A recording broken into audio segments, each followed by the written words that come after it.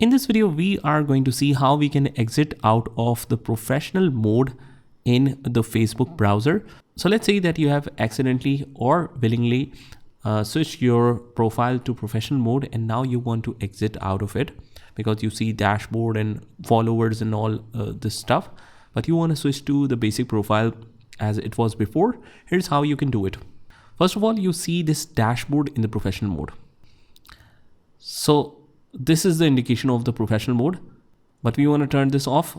We will click on this area in the middle on the three dots, click on this, and here it goes.